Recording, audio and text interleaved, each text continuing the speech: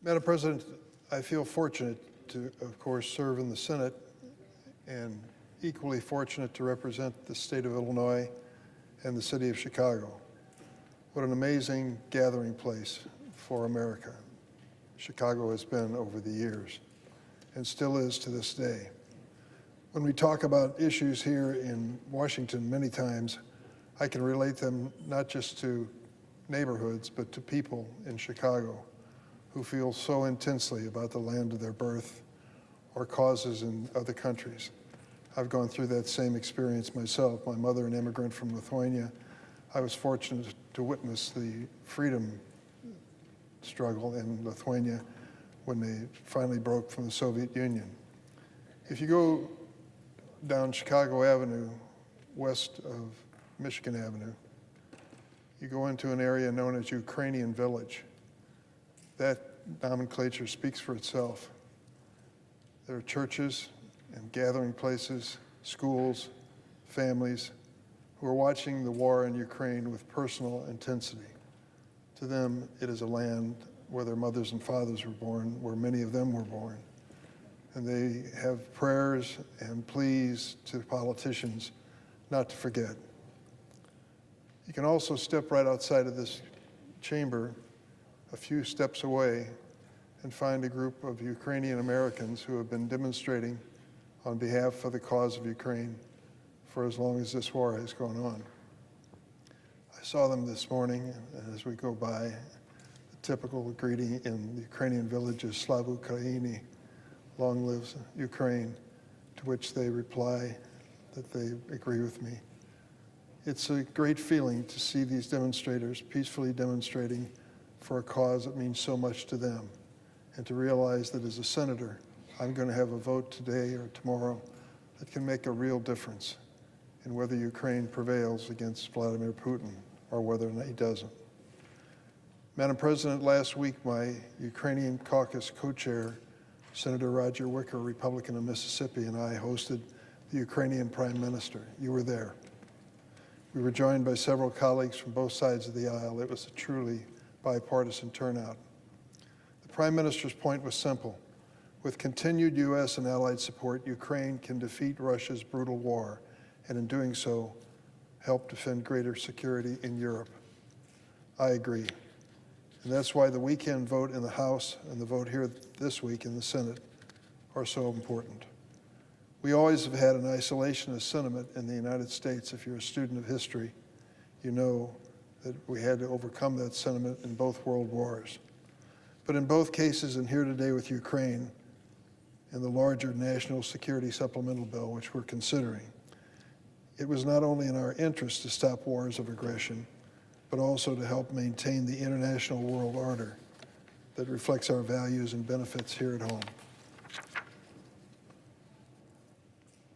Russia's unprovoked invasion of Ukraine and its earlier seizure of land in Georgia and Moldova threatened decades of hard-won peace and stability in Europe.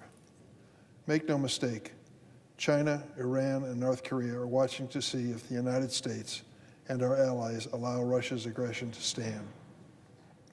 Doing so not only would embolden Putin to try for more European land, including from NATO allies like the Baltics and Poland, but also would raise the risk faced by allies in the Indo-Pacific and Middle East. That is why I'm so pleased that this supplemental includes security assistance for our key allies in those regions of the world as well. It also includes considerable humanitarian aid to help with a number of growing needs, including in Gaza, Sudan, and drought-ridden, stricken areas of the world facing food insecurity. Quite simply, what we do today has consequences, global, historic consequences. NATO's Secretary General Stoltenberg recently issued this plain warning to us all. He said, if Vladimir Putin wins in Ukraine, there is a real risk that his aggression will not end there. Putin will continue to wage his war beyond Ukraine with grave consequences. Stoltenberg went further to remind us, quote, our support is not charity. It is an investment in our own security. I want to remind my Republican colleagues that President Ronald Reagan understood this 37 years ago when he said at the Brandenburg Gate, dividing East and West Berlin, quote, "Mr. Gorbachev, tear down this wall." I was lucky enough to be in Berlin. The wall was coming down. The euphoria felt by the people of Berlin was palpable. I remember groups coming to Brandenburg Gate, bring little hammers with them to try to chip off a piece of the wall and save it for their children and grandchildren. It meant that much to them. Only a few years after his historic speech, the Soviet Union collapsed, ushering in decades of freedom and prosperity in Eastern Europe and a welcome end to the Cold War. Vladimir Putin called this historic wave of liberation from the shackles of communism, and I quote, "the greatest geopolitical catastrophe of the 20th century." A wave of freedom he clearly wants to reverse, continues to this day. And my friend and former colleague, John McCain, with whom I'll never forget walking through the makeshift shrines to those killed fighting for democracy in Ukraine's Maidan Square, saw this battle of ideas and freedom so clearly. Recently, House Affairs Committee Chair Mike McCall aptly noted, "The eyes of the world are watching, and our adversaries are watching, and history is watching. And that's why I keep telling my colleagues, do you want to be Chamberlain or Churchill?" So I urge a strong bipartisan vote this week to send a clear message to Putin that he cannot prevail in Ukraine, to ensure that other key allies in humanitarian crises will receive much needed aid, and to uphold basic international norms. The Washington Post called the House approval of the supplemental the vote heard around the world. Let's make sure our actions in the Senate this week also are heard around the world.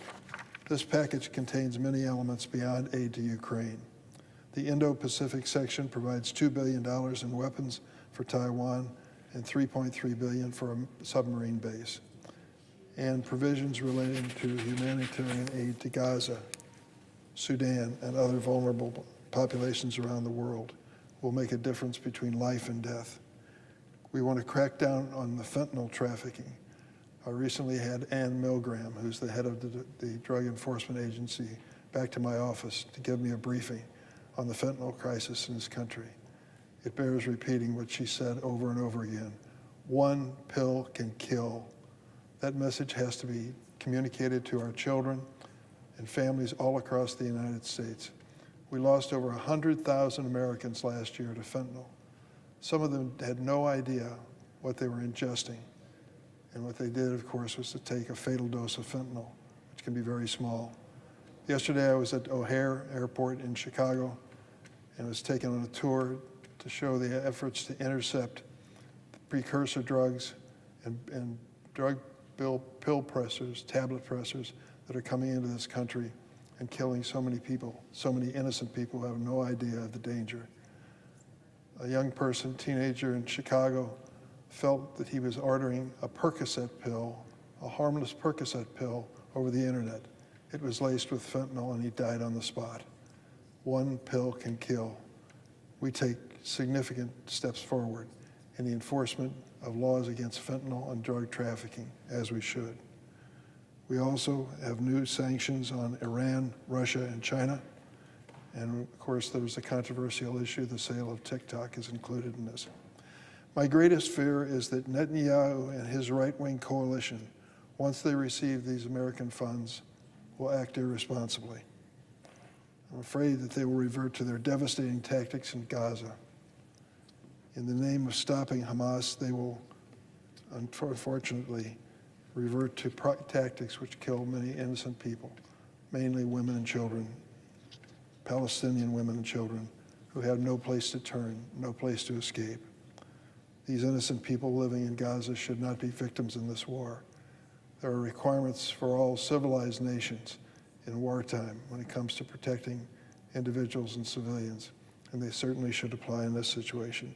There is no question, it bears repeating every time we talk about this topic, Israel has the right to exist, it has the right to defend itself, it had the right to strike back at Hamas after the atrocities of October 7th. But the humanitarian crisis which was unleashed in Gaza is unspeakable, indefensible, and we cannot be party to it. There are provisions in the law for those who receive aid from the United States, and that would include all the countries that I've mentioned here. Provisions in the law which require them to hew to international standards when it comes to protecting the innocent and when it comes to facilitating the delivery of humanitarian aid. We must hold Israel and all the recipients of U.S. aid to those standards to make certain that they are doing everything in their power to protect the innocent. Madam President, this is an important vote, and as usual in the Senate, we find that it's not a single issue that we'll be voting on, but in fact, perhaps a dozen key issues, any one of which could be a major bill debated at length on the floor of the Senate. But time is wasting. We passed this defense supplemental first time in February of this year. Here we are in April. It's time to get this done for the relief and support of the people in Ukraine and for the good of American values all around the world. I yield the floor.